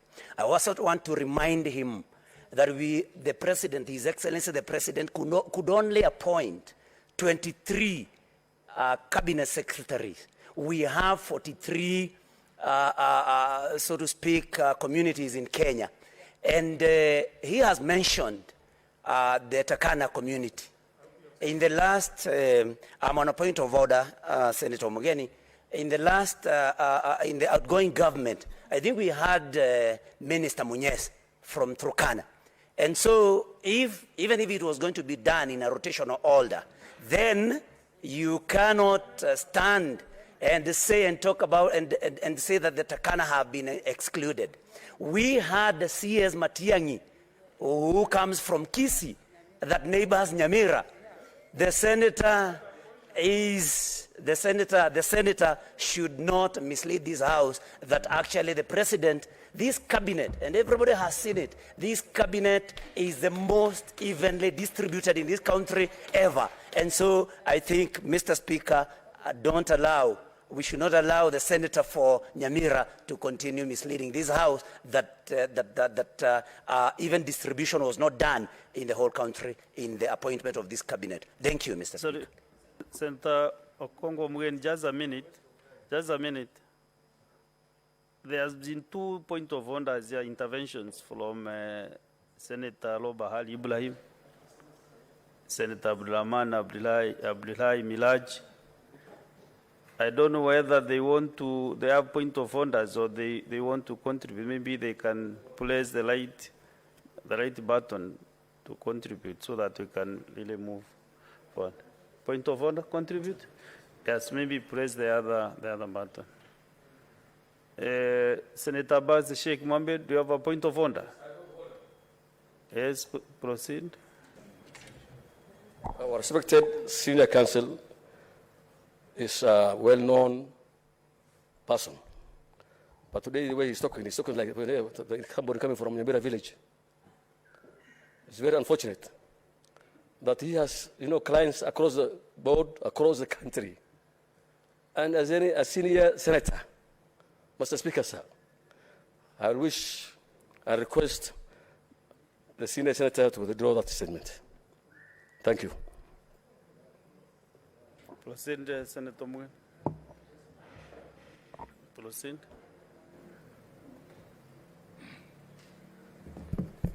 Mr. Speaker, with tremendous respect to Senator from Muranga Nyutu and Senator Bass, maybe we need another induction so that members understand what are standing orders. So I don't see any standing order, and I'm sure, Mr. Speaker, you'll agree with me, so I'll ignore and proceed. Mr. Speaker, I'm reading what is in paragraph 10 of His Excellency President William Ruto's speech. He says we have to dislodge ethnicity as the central organizing principle of our politics. And he says we need to do away with the politics of exclusion, politics of discrimination, politics of tribalism. And the point I'm making this afternoon on the floor of this House, Mr. Speaker, is that I'm looking to a time when we shall have a president who will pick cabinet secretaries from at least half of the 42 ethnic groups in this country, so that we walk the talk of saying we want to dislodge ethnicity as the central organizing principle of our politics. That's the point I'm making, Mr. Speaker. Mr. Speaker, we want our children to also grow knowing that even if they were born in Nyamira, we may be as a minority with 1 million votes, Mr. Speaker, but they have a right also to get an opportunity to serve in cabinet, Mr. Speaker. Mr. Speaker, on Sunday, I believe, I was watching television, Mr. Speaker, and I saw the senator for Tana River, who comes from one of the most marginalized areas. He was protesting, Mr. Speaker, and asking, of the 22, at least one should have come from Tana River, Mr. Speaker. And I support Senator Mungatana. That exclusion is not right, Mr. Speaker. That exclusion is not right, Mr. Speaker. So, Mr. Speaker, Senator Chelagay Samson.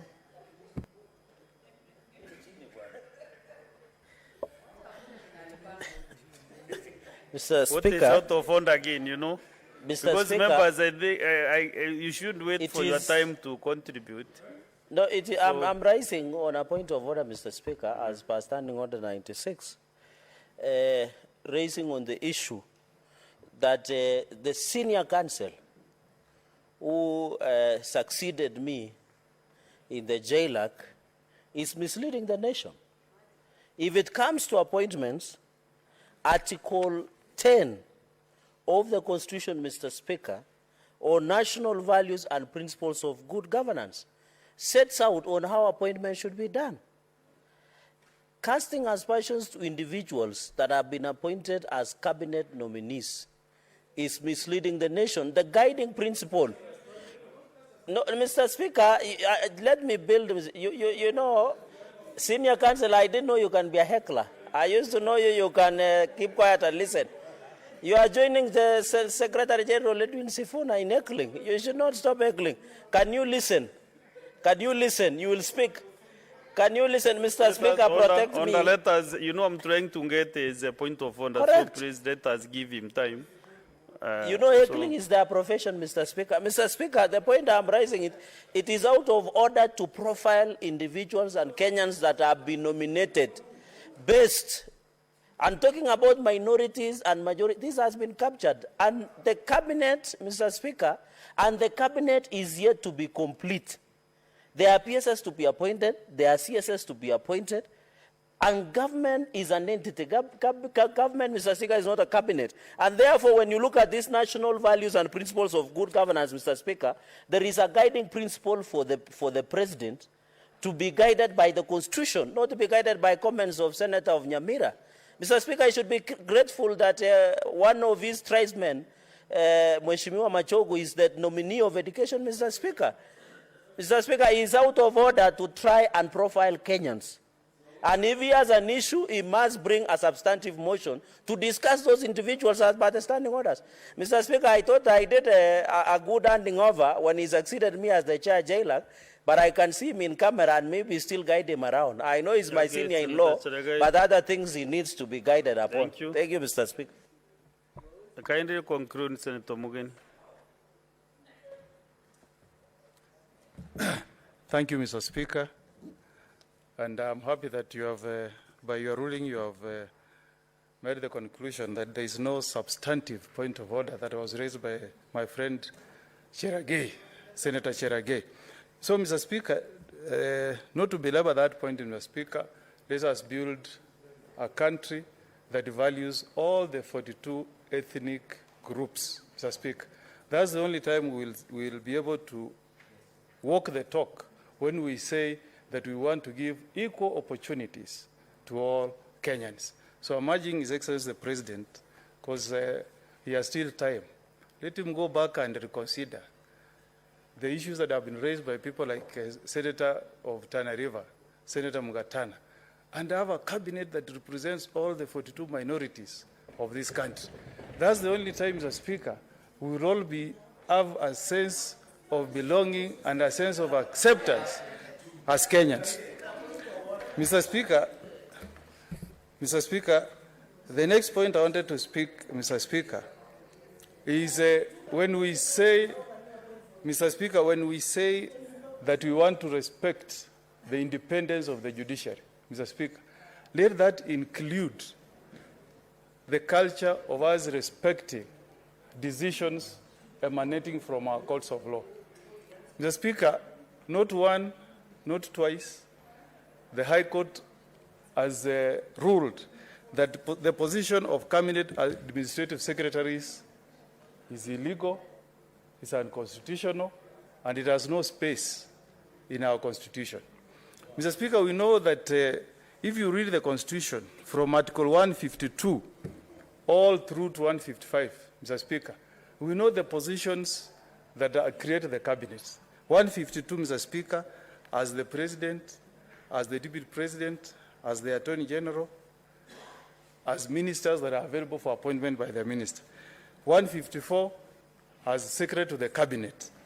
And more importantly, Mr. Speaker, 155 says that there will be principal secretaries who will be the administrators of these ministries.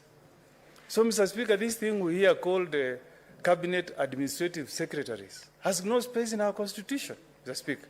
So if the President has told us in his speech that he wants to respect the independence of the judiciary and respect the decisions coming from the judiciary, Mr. Speaker, let us have a president who will exercise his powers as permitted within the confines of our Constitution.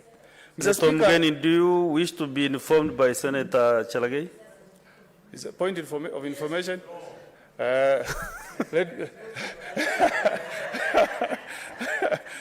know, Mr. Speaker, Senator Chalagay is my junior, so I like hearing what he says so that he can keep learning. One day we'll also rise to become a senior counsel. But I want my time to be muted so that it doesn't eat into my time. Okay? And you'll be a good student. You know, Senator Omugeni is my good friend. On a point of information, I wanted, and this is in public domain, the Public Service Commission has put out an advert to get the public opinion on the creation of Chief Administrative Secretary. So at this time, I just wanted to inform my learned senior that the process of regularizing within the law has started. The Chief Administrative Secretary will be a process through Public Service Commission. Kenyans will have opportunity. So I want to urge my brother, if they have reservations, they can relay with Public Service Commission. But I want to assure him the President of the Republic of Kenya, Dr. William Samoei Ruto, is committed to the rule of law and the Constitution. I thank you, my brother. Okay. Senator Mugeni, maybe... Mr. Speaker, I wanted to give Cheragay an opportunity because, as I said, he keeps learning. Mr. Speaker, I want to take Senator Cheragay to the provisions of Article 234 of the Constitution. Because, Mr. Speaker, when I rise to say something, I've read the Constitution. Mr. Speaker, the powers, I read the advert that was placed on the newspapers by Public Service Commission. The position that is being created are officers within the public service, not officers who can serve within the cabinet. So you must draw a distinction. They can create directors and all that, but you cannot create position of cabinet administrative secretary. Because if you read through Article 152, 153, 154, it has got no room. Mr. Speaker, this idea of going out of the way, trying to rewrite our Constitution to reward political failures is a very bad culture, Mr. Speaker. If you have gone to the people, you have vied for political office, you have been rejected, wait for another 5 years, Mr. Speaker. So, Mr. Speaker, if the President wants to respect our judiciary, let him accept the reality that there is no space for appointment of cabinet as administrative secretaries, and that is the Constitution as it is today, and we need to respect it. Mr. Speaker, the other point I wanted to talk about is this idea of agriculture. Mr. Speaker, let's not be in a hurry, and in the process we kill Kenyans. In 2012, Mr. Speaker, a scientific report said that GMOs can cause cancer, Mr. Speaker. Now, in the name of saying you want to create food security, Mr. Speaker, we are allowing entrepreneurs We are not promoting hustlers, as you told us.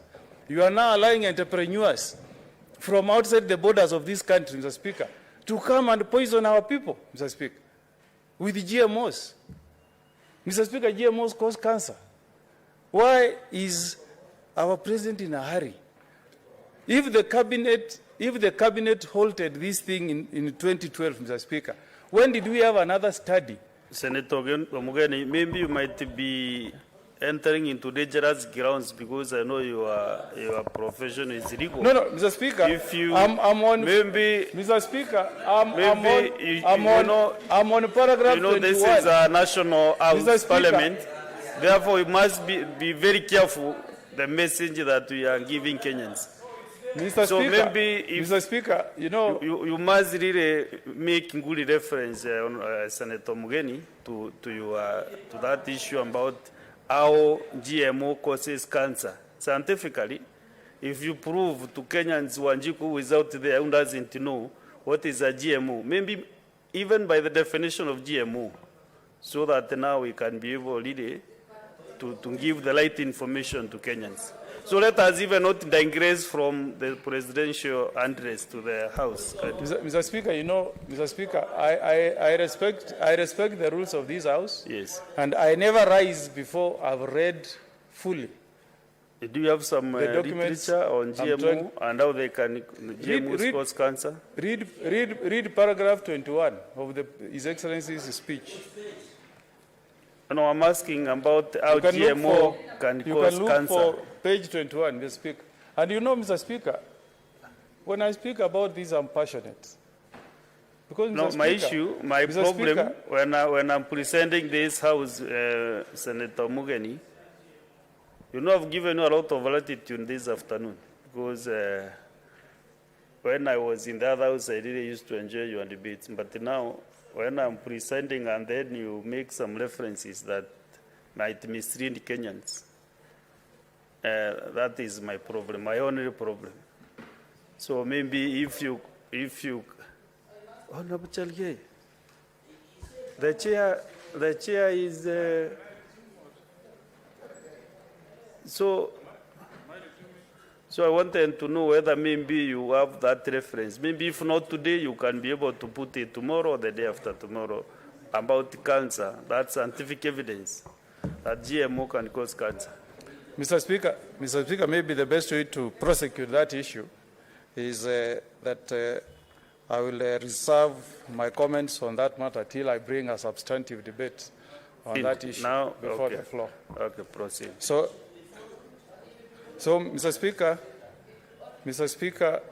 as I conclude, Mr. Speaker, and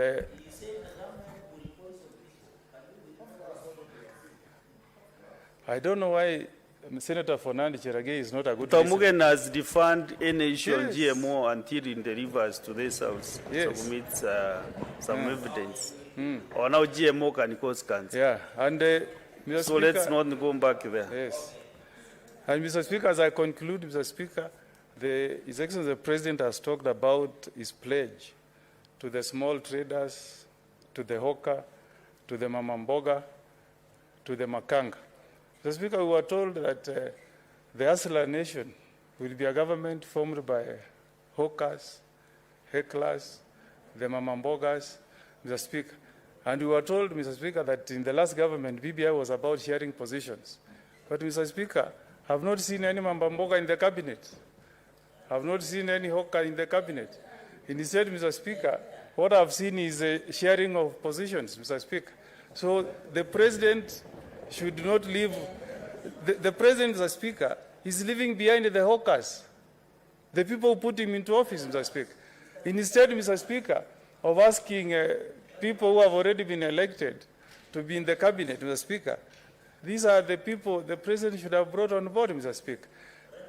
Mr. Speaker, the issue of food prices is still a problem, Mr. Speaker. You told us we'll lower the price of unga from 200 to 100. Mr. Speaker, I went to Ikonga market in my Nyamira County, Mr. Speaker. Yeah. Unga is costing. Your time is up. Senator.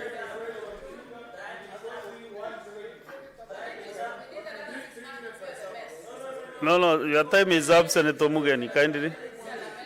Let us give other members also time to contribute. No, next time I'll be very magnanimous. Next time I sit here, I'll give you some more time. Thank you, Mr. Speaker. Thank you. Then next is Tana River Senator Mungatana Danson, Buya. Thank you, Mr. Speaker. Mr. Speaker, I want to take this opportunity to thank His Excellency, the President, for his exposition of public policy and where he needed us, as they have.